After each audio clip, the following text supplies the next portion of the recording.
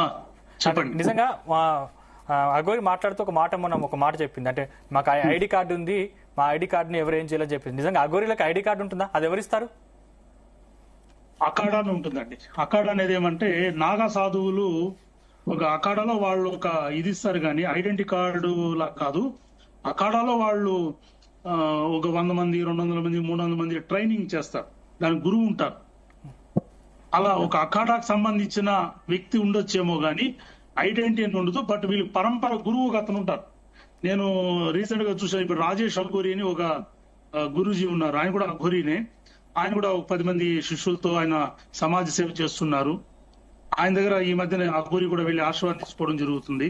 North లో ఉన్నారండి. North లో అఖాడాకి గురువులు ఉంటారు. బట్ ఇది అంత దూరం వెళ్ళిందో లేదో తెలియదు.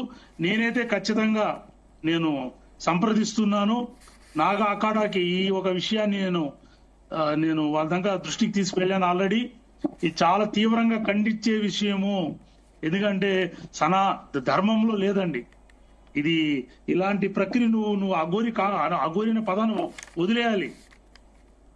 సభ్య సమాజంలో మాట్లాడే కూడా అసహ్యంగా ఉండే పదజాలాలతో మాట్లాడడము, అసలు ఇలాంటి ఎదుర్కొని మేము చూస్తామని మేము కూడా అనుకోలేదండి.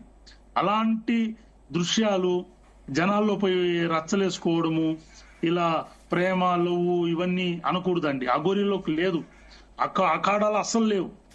సర్వసంగ పరిత్యాగి, అది ఒక సూక్ష్మ దీని దశ నుంచి అది 7 దశల వరకు ఉంటుంది. దాని అఖాడాలో ట్రైన్ అయ్యే వ్యక్తులు ఎలా ఉంటారంటే అది ఒక తను చంపుకుంటారు.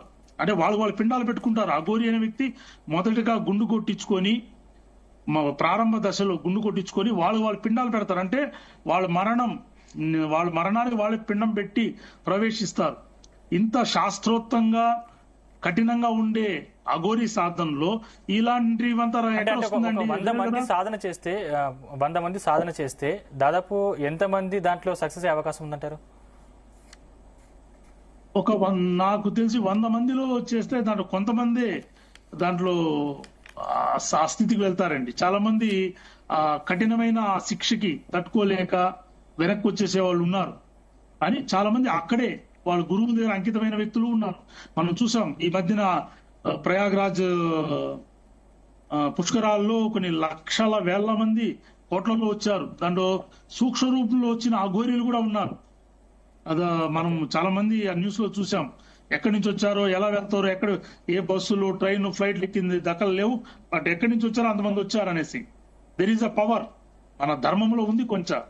బట్ ఇదైతే ఖండిస్తున్నా ఆయన వెనక ఎవరో ఉన్నారండి. అంటే కొంతమంది పబ్లిసిటీ కోసం అఘోరి అని చెప్పుకొని డబ్బులు సంపాదించే దానికోసం కొంతమంది వేషధారణ వేసుకుని కొంతమంది ఆ వ్యాపారంగా దీని ఒక మలుచుకునే వాళ్ళు కొంతమంది ఉన్నారండి. అలాంటి కోవలో ఇది ఖండిస్తున్నా అండి. దీని వెనక ఎవరో ఉన్నారండి. ఈ అర్థమైతే ఉంది. ఈయన అఘోరి అయితే కాదు, అఘోరి లక్షణాలు కాదు. ఇది అఘోరీలు అయితే ఇలాంటి చేష్టలు చేయరు. ఇది చెప్పాలంటే ఇది నేను రేపు ఉదయం మాట్లాడుతున్నా అండి. ఆల్రెడీ నా నార్త్ అఖాడాకి నేను కంప్లైంట్ ఇచ్చాను, ఈ విధంగా జరుగుతుందని. రేపు వాళ్ళు స్పందిస్తారు. అఖాడా నాగా సాధువుల దగ్గర నుంచి గాన ఈయన ఈ పలానా అఖాడాలో ఉన్నాడని తెలిస్తే కఠినమైన శిక్షలు ఉంటాయి. ఈయన్ని వాళ్ళు ఖచ్చితంగా మందలిస్తారు. గురువులు మందలిస్తారు. అంటే ఇంతవరకు పోలేదు. ఇక్కడి నుంచి నార్త్ లోకి ఈయన అఖాడాలో ఉన్నాడో అఖాడాకి సందేశాలు పోలే ఈయన ఇలా చేస్తున్నారని.